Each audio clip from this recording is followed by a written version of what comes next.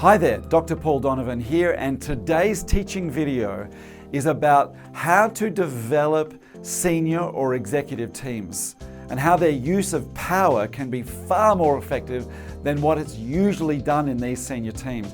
I have devoted quite a lot of my last 10 years consulting working with senior teams, so I, over those years, have learned quite a lot about the problems they encounter, why it's so important to gain permission from them to proceed, and what the key conditions are that need to be in place for these teams to start operating beautifully. But most senior teams do not operate well. In fact, it's remarkable. Actually, as you go up further in organizations, often the quality of the teaming drops, which is not entirely unexpected because as you go up in organizations, you have people who are more concerned with what's going on below them rather than the team in which they belong. And so it means that those teams at a higher level organization often fail to perform. But that unfortunately has ripple effects. So let's go to now, what are the key problems with senior teams and why they don't tend to function well? The first one is that they actually often have not attained the level of development they require. Now, I've got other videos on this video library looking at the stages of team development, and I recommend you have a look at it. But if you've got a team whereby the members of that senior team are still in survival mode, they're still madly looking to make sure bad stuff doesn't happen in the businesses beneath them, then they are actually quite incapable of looking at the bigger picture of the organization that they serve. This might be a senior executive team, or it might be a senior team that's lower down.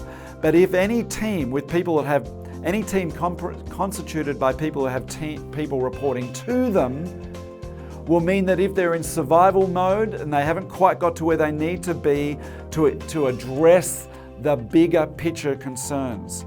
And now this is especially true of executive teams. If executive teams come together and can't find a space where they can look at overall organizational issues, then boy oh boy, we have a problem. They may not have developed to that area. But that's critical that they get there. If you have not got there, what's one of the problems that prevent that happening? Is that often the CEO of an executive team are not exercising their power sufficiently or appropriately to create a senior team. In fact, they may be avoiding doing so because it's tough and confronting work to create high-performing teams, often personally confronting at some level. So if your CEO or the person who's the most senior person in your team does not want to do that work, then they will avoid it and they will use their rank to do so, and it's very hard for anyone else in that team to make it happen. I know, I want to let you know, I've been approached over the years, I can't tell you how often, by individual members of an executive team who want me to come and help make their team operate really well. But the CEO wasn't bought in. I've actually said no to work with organizations where I sensed that there was one or two members really dedicated. Usually it's an HR person and maybe one other person. But then I've sensed that the CEO wasn't really bought into it, and I've said I won't do it. I won't proceed unless I've got the access and the approval of the CEO and the commitment for them to do that. So the next final problem associated with senior teams who are not doing this is that in actual fact it means that when they get together they do not look at organizational wide stuff. They end up just spending an inordinate amount of time just updating each other. And then that means that what happens is that organizational wide challenges do not get addressed. The only issues that really get addressed are the ones inside each person's patch. But there are some organizational patterns or issues that are so pervasive as to be affecting everyone's or most people's patches, but it doesn't get addressed. Or if it does, only in a local way. So there are the problems with senior teams and why it often doesn't happen. What you need now is permission to proceed. You do need the CEO to agree to doing it. You need whoever is the GM or the most senior person to say, yes, I want to create a collective decision-making unit I want to create a team that comes together, not just a group of people who are busy underneath them and who come together to update. I want something more. The evidence is such that if you do have something more, you'll have a higher performing organization. But unless you have the approval of the senior person, don't go there. It's going to be sabotaged. And then the second one might be easier to gain if your CEO is already agreed. But your team needs to buy into this. Are they prepared to let go of their fixating on how work is being done underneath them, to give some time and effort to looking at bigger organizational concerns or things that might spread over the gambit of the whole team of peers? If they're not willing to do that, then maybe you have the wrong person in that role. You may need to move them out if you want to create a senior team. And I've dealt with this many times when CEOs have agreed, but when certain members of the senior team have resisted. I remember dealing with one in a large organization, and the chief medical officer was really dismissive and cynical about any kind of teamwork at the executive level. Really, they made it clear they just weren't interested and they just wanted to get their own department in order. But it meant that they brought a really dismissive approach and were in fact passively undermining the work of the CEO and the team to find what it is that their role was and what issues they should address. And ultimately that CEO had to let go of that chief medical officer because they weren't fit for the job. They need to be able to take an overview approach. And so, okay, if you've got those things, then it's time to look at putting in place the conditions required for any senior team to grow. Now, I call these conditions because as other research has shown from teamwork, you can't action plan teams into existence. You really can't. It's like action planning a family into being a functional, it just doesn't work that way. But what you can do is you can create the conditions so that that garden grows. And a team can be thought of as a kind of a garden that grows. But they will grow if you set the right conditions in place. So, let's start with this. And so here are the conditions. Let's assume you understand the problems. Let's assume you've got your permission to proceed. Now let's get the conditions in place. The first thing you'll need to do is you'll need to design your team. Who is going to have the power in that team to operate?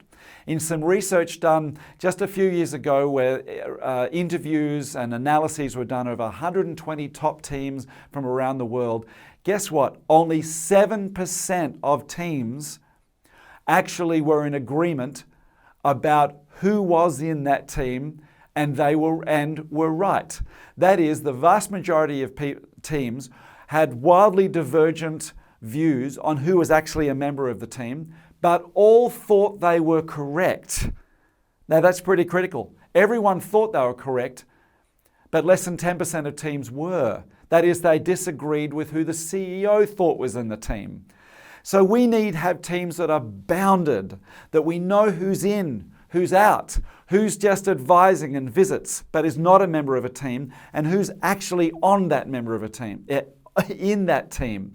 Now that might seem basic, but I can tell you I've worked with many executive teams over the years where they have people just come and sit in, but sit in every week.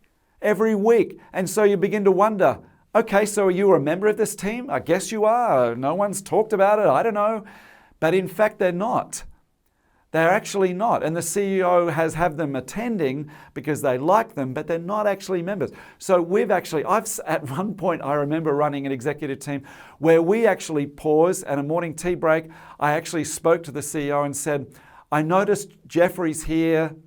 Tell me why. Why is Jeffrey here? I don't have him here as reporting to anyone, reporting to you. And of course then there was conversations, morning tea and so forth. It became that no one knew why he was there. He just kept turning up. So we had to dismiss him from the meeting. It was sensitive work. It was difficult work. But this team needed to put a boundary down on who was actually in this team and who wasn't. Because we were about to get into some rather more sensitive conversations about teamship. And we didn't want people who were in that meeting who weren't actually members. So it's critical. And by the way, if you're a member of a senior team, try and limit the membership number to 6 to 7, 8 max. I've worked with too many executive teams now who have 12 or more. And while sometimes that is beyond their control, I want to acknowledge that because it may be insisted by regional powers, it's a very difficult number to work with to really create a highly performing senior team. So you can still do lots of wonderful things with teams, but it's very difficult to create a collective decision-making unit. Okay, purpose. You ready? You're still with me? This is really critical because when most senior teams were asked what the purpose of their team was, do you know what they said? They just rolled out the mission of the organization. But that's not the purpose of their team. And that's one of the reasons why when they come together, what do? Just update one another and dig into whatever problem seems to be the squeakiest wheel. That's not a sustainable way to run a senior team. And they soon will become very tired, even resentful of turning up to meetings that actually do not have a clear purpose. And as a result, I've seen this happen before. More and more senior executive teams seem to have pressing commitments with important outside clients, which means they can no longer turn up to their senior team meeting. And the CEO doesn't hold them accountable to do so. Oh boy, we have the ship with leaks all over the hull in that case. All over the hull. But I can't blame them for not wanting to turn up. The purpose of the team is not clear. That team needs a short list of clear, consequential and challenging things for that senior team to do. It's got to be a short list. And that short list must then define and inform what is done when that team comes together. Short list of clear, consequential, challenging things that they work out together. You can't just buy that list off somebody else. You can't be told what it is. It's a task of facilitating the senior team to come up with it. I do this task regularly, where I sit with executive teams and assist them to clarify what is the purpose of this team, something that this team can do that no other team in the organization could rightfully do. How and where will they direct their power? That's critical. Should we go to the next one? What's the next condition? Norms. Okay, I know it's gaining popularity now, and it is for good reason. I've been facilitating team norms for many years now, and I'm familiar with the research that says that team norm is highly predictable. That is, senior teams who develop their norms, and if they've done that, the presence of norms is highly predictive to very successful senior teams and more successful organizations. So team norms is critical. But what are norms? Once again, you can't buy norms off the shelf. Please do not try or as a CEO or as the general manager or whoever's leading this senior team, don't come up with them and email them out, for crying out loud. All you'll need to do is, and I've facilitated this with senior teams many times over the years, it's not a long process. It can be done in half an hour actually, or it can take a little longer, but it's a critical conversation. What are the ways we want to behave with each other, why we will fulfill our purpose? So this is not the what we do, that's the purpose. This is how do we behave with each other? So that if that's in agreement, then the group can keep themselves and each other accountable to behaviors that are problematic. And you're not going to be waiting for some CEO to bounce in and give someone personal feedback. And you forget all the triangling that can happen when one executive team member speaks to the CEO about how badly somebody else is performing. We don't want any of that. We want a team that can talk about its behavior with each other directly. And that's made possible if you have team norms. Because then you can really quite honestly raise it. Hey, I noticed you do this. I notice you've been arriving late for the meetings or you've missed a few. I may be misreading and there may be other factors I'm unfamiliar with. It looks like that's contravening some of our agreed norms that we made up 3 months ago. And I just wanted to raise that with you and ask whether you can give me feedback. See how I'm doing that? I don't mean to blame. I'm not assuming anything other than here's what I see happening and here's where I see it being different to the norms. Give me feedback. Am I reading that right? So that's about as confronting as you'll need to be. But if you've got norms, that conversation is within reach of your team. If you don't have the norms, then it's every woman and every man for themselves on managing each other's bad behavior. And people can be behaving poorly and not even know they are. But a norms creates that shared understanding. So we've covered design, we've covered purpose, we've covered norms. Okay, now we get to meetings. Wow, okay, I could talk with you for an hour about this, so I'm going to do it in just 60 seconds. How does that sound? Do you like that idea? I want to let you know that we have wonderful technologies to help teams figure out how to decide things together. I utilize the technology that we've called the KITE, which enables you to be able to design decision-making agendas so that your team can not waste time in the usual shenanigans that happens in meetings when poor decisions get made or no decisions get made altogether.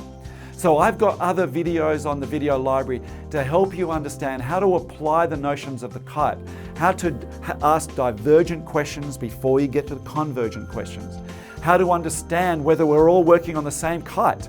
Are some people trying to figure out the problem while other people are trying to figure out the solution and doing it all at once, all at the same time? If so, you're going to have a problem with your decision-making processes.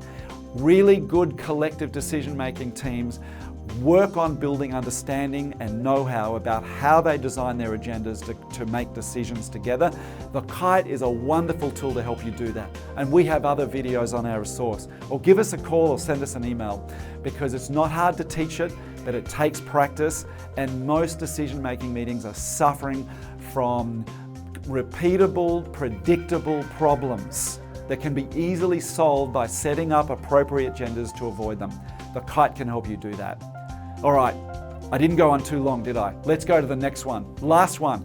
The condition that you need, the final condition is you'll need as a team to figure out how you're going to know if you're getting better or worse. You want to know, are we learning, are we growing as a senior team? It's a very important question to answer.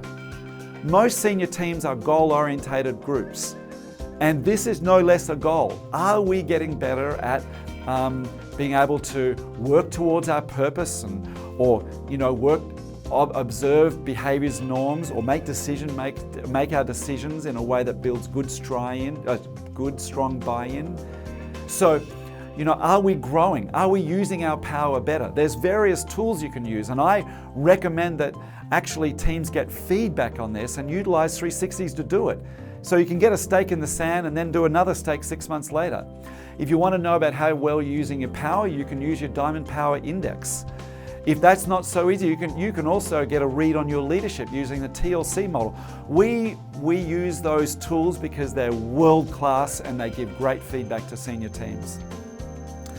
But you will need feedback. You want to know if you're getting there, and that's one of the conditions. So I've just covered the conditions that must be in place. You're going to need to, I've discussed why that you've got what the problem is with senior teams and why often they're so badly done in most cases. You need to get permission to proceed, and if you've got that, you can put your 5 conditions in place. Okay, I hope this has been helpful. Please contact us for more information. We could have spent a long time more speaking about this, but I want to just give you a quick taste of each one of those things. Hope it's been helpful. Speak to you soon.